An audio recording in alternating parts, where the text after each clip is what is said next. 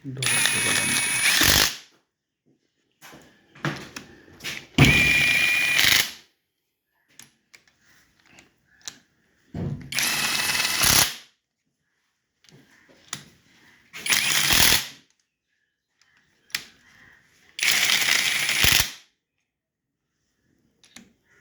Ranch हो यो talk ranch चाहिँ एकदम अनिवार्य छ यो चाहिँ हेडहरू कस्नको लागि विशेष गरी हेडको अथवा फ्लाइव्हिल बोल्टहरू अनि मेन बेरिङको बोल्टको लागि चाहिँ टक रेन्च चाहिँ एकदम आवश्यकता छ है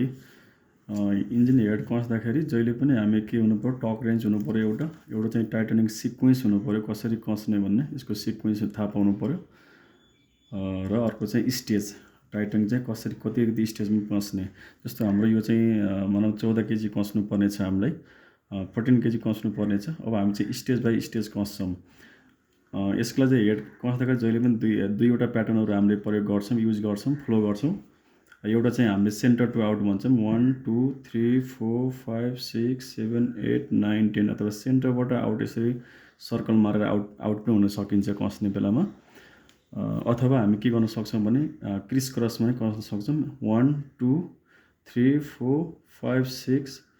7 8 9 10 यसरी पनि हामी जान सक्छौँ है यसलाई भन्छ यो चाहिँ क्रिस क्रस प्याटर्न भन्छ भने अर्को चाहिँ सेन्टर टु आउट प्याटर्नमा कस्न सकिन्छ अथवा यसलाई कम्पनीले पनि तपाईँको हेड चाहिँ कसरी कस्ने भन्ने चाहिँ दिइरहेको हुन्छ है र हामी चाहिँ अब के गर्छौँ सेन्टरबाट जान्छौँ सेन्टरबाट पहिला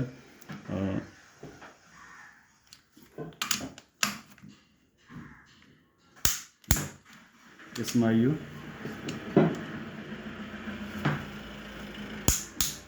पहिले म एकदम ओन्ली जस्ट कति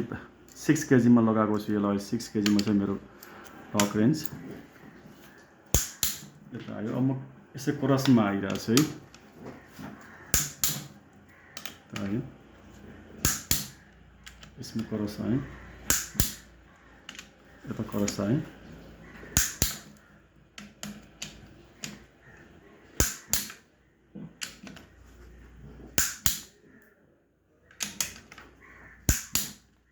हामी अब सेन्टरबाट किन आयौँ भने चाहिँ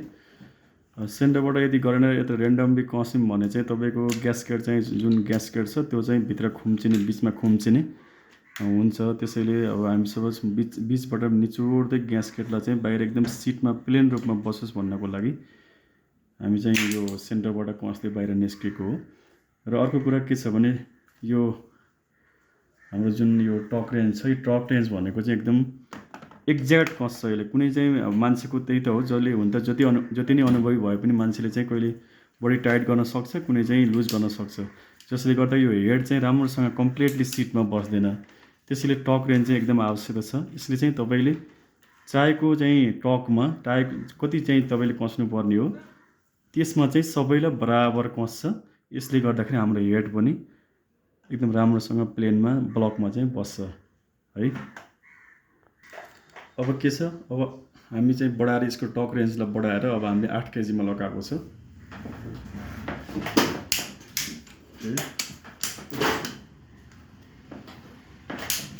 चुस्त त आउँदैन नि आइरहेछ ठिकै छ त्यसलाई यसमा भयो यो क्रसमा आउन सक्यो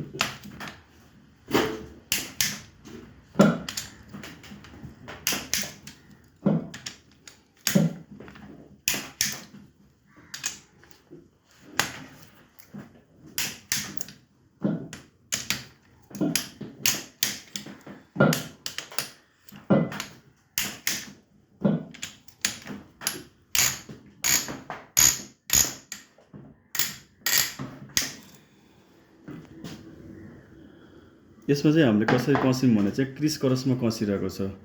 हुन त अब यसको चाहिँ अब कम्पनीले जसो कम्पनीको मेनुअलमै भयो अनुसार हो यो 1 मा 2 मा 3 मा हैन 4 5 6 हैन 7 8 9 10 अब यसरी चाहिँ क्रसमा जो क्रिस क्रसमा कस भन्छ कम्पनीले नि त्यसैले त्यही प्याटर्नमा हामीले चाहिँ कस्दैछौँ अहिले हाम्रो 8 केजी भयो है हामी कति कस 8 हैन अब हामीले 8 कसिसक्यौँ किन हामीले 2-2 केजीको चाहिँ सिक्वेन्समा स्टेजमा कस्दैछौँ किन एकैचोटि हामीले 8 देखि 12 कसे पनि हुने हो नि त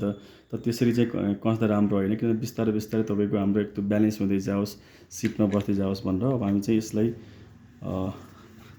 8 देखि 10 मा लाउँछौँ है।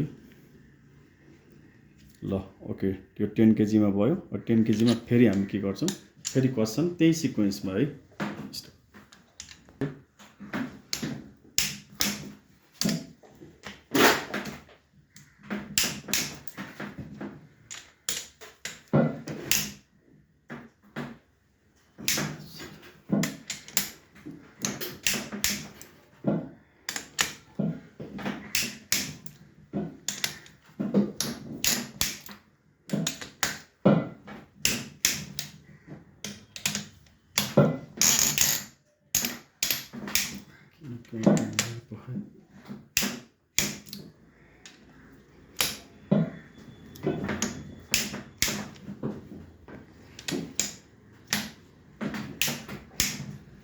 हामी 10 केजीको सक्यौँ होइन।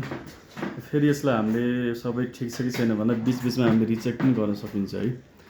रिचेक गर्दाखेरि कुनै छेउबाट गर्दा हुन्छ, सेन्टरबाटै गर्नुपर्छ भने छैन। यो चाहिँ हाम्रो 10 केजीमा कुनै छुट्यो कि भन्दा धेरै बोल्ट भयो भने